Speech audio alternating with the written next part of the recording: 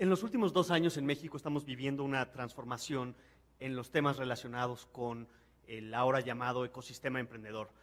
Cada día conocemos de más elementos que vinculan este ecosistema, incubadoras, aceleradoras y cada vez más nuevas empresas que se crean en México y que están ofreciendo nuevos servicios. La pregunta es si vamos en buen camino. Y la pregunta que me parece interesante es si el Valle de México puede replicar lo logrado en Silicon Valley y podemos crear aquí un hub de innovación y emprendimiento como el que funciona en California, y más aún si es hacia donde queremos ir, si esa es la estrategia correcta. Voy a defender en esta conversación que en México no hacen falta emprendedores. En México existen muchos emprendedores. Históricamente hemos visto que es un país muy emprendedor, donde hay mucha gente como porcentaje de la población que se emplea, que lanza sus propios negocios, que se autoemplea. Sin embargo, el problema es que faltan innovadores. La hipótesis es, hay mucho emprendimiento en México, hay una falta importante de innovación en México. ¿Por qué es esto? Empecemos definiendo qué es innovación. Me parece que la innovación es esta combinación multiplicativa entre la invención y la comercialización de esa propia invención. Y es una definición que no nos parece muy natural. No tendemos a pensar en la innovación tan ligada al mercado, y es el punto que quisiera hacer en esta plática. ¿Por qué México no es un país innovador? ¿Por qué México no ha observado tradicionalmente los índices de innovación que observamos en otros mercados? Y quisiera argumentar 5 razones por las cuales esto ha sucedido. La primera tiene que ver con un enfoque muy cortoplacista al mundo de los negocios. Y quisiera dar una explicación muy institucional y no tanto conductual. Me parece que el mexicano tiene todos los elementos para ser igual de innovador que cualquier otra economía del mundo, pero hemos arrastrado con ciertos cambios institucionales que nos frenan la innovación, y el primero de ellos es un cortoplacismo que es heredado de la toma de decisiones empresariales en ciclos económicos muy cortos, ligados a malos manejos macroeconómicos y crisis recurrentes.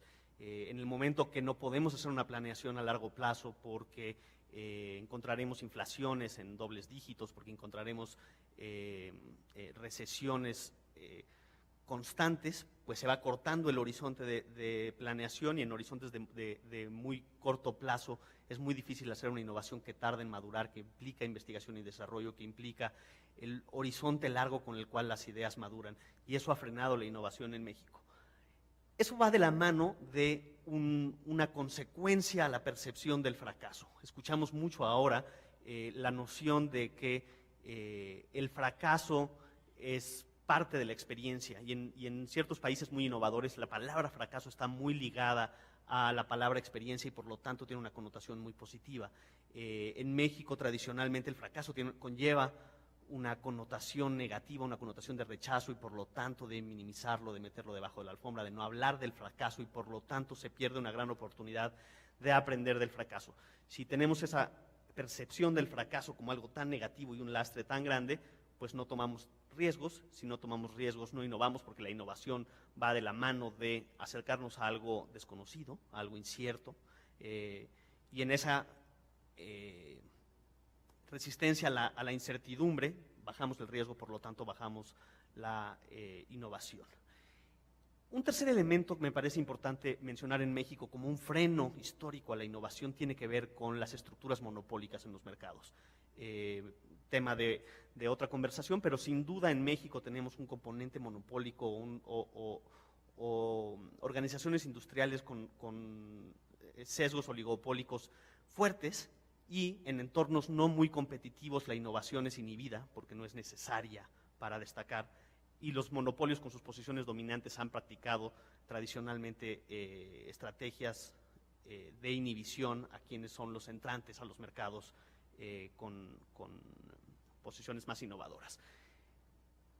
Un elemento adicional tiene que ver con una noción o un entendimiento ligado a la política pública de que la innovación se hace en laboratorios aislados.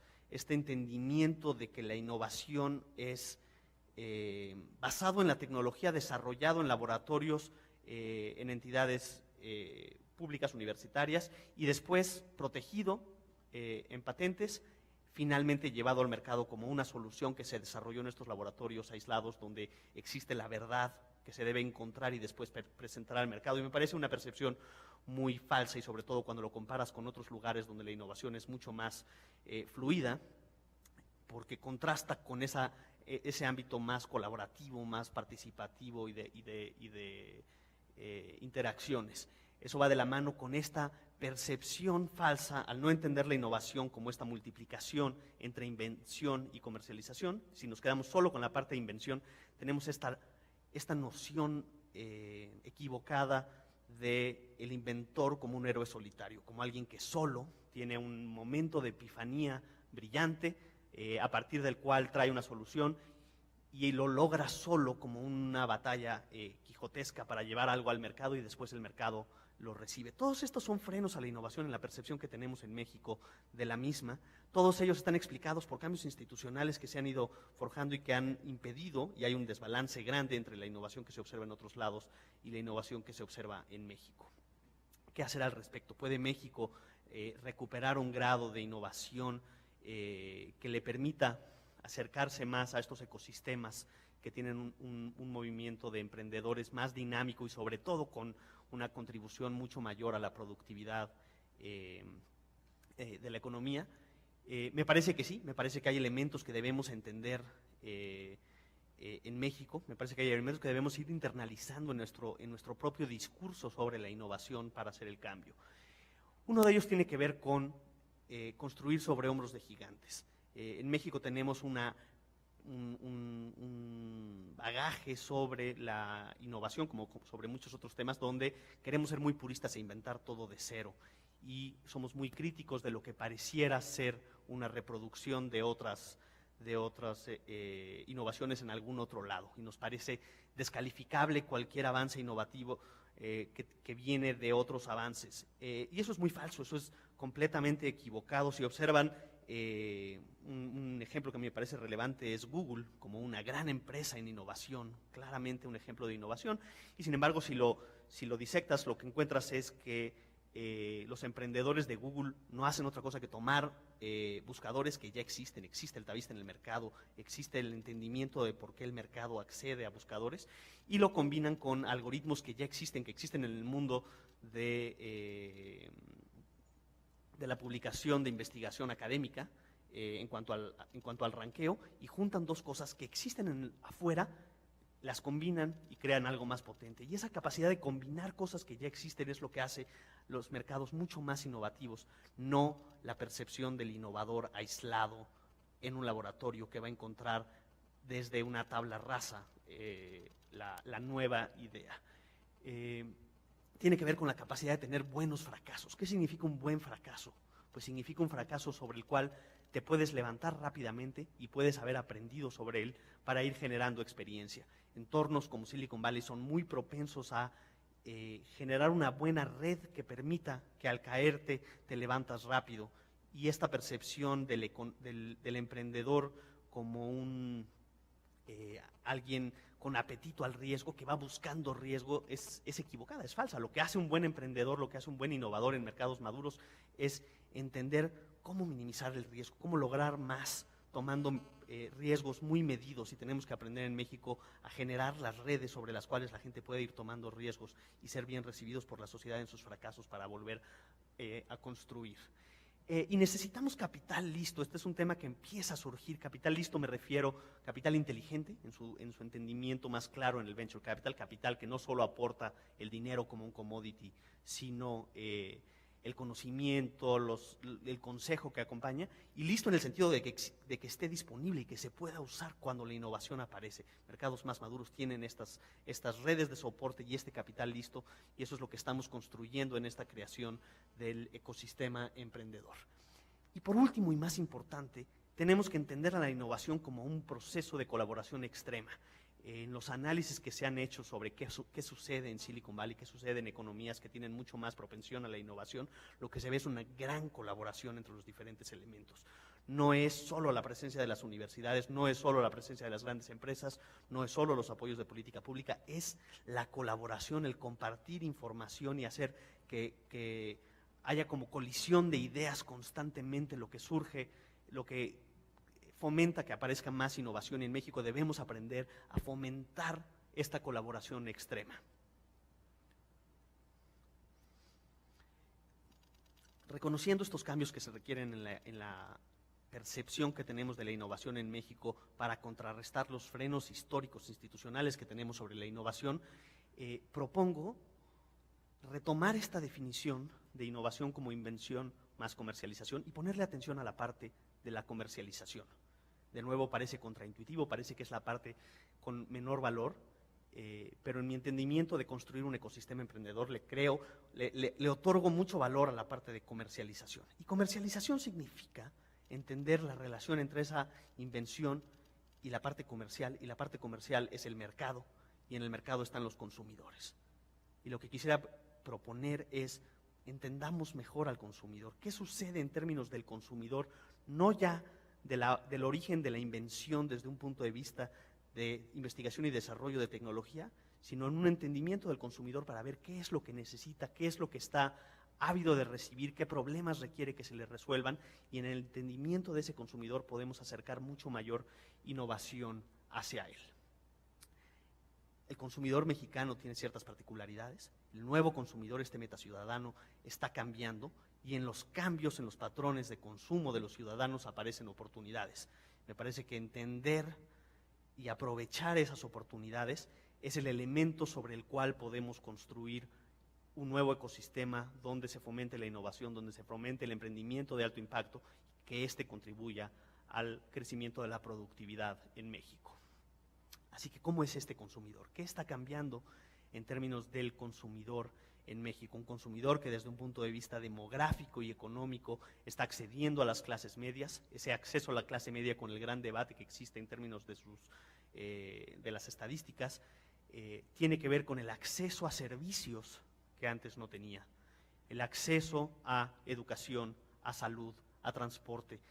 ¿Qué patrones cambian en un entorno como el que estamos viviendo con conectividad limitada pero creciendo, con acceso a finanzas limitados pero creciendo? ¿Qué estamos observando?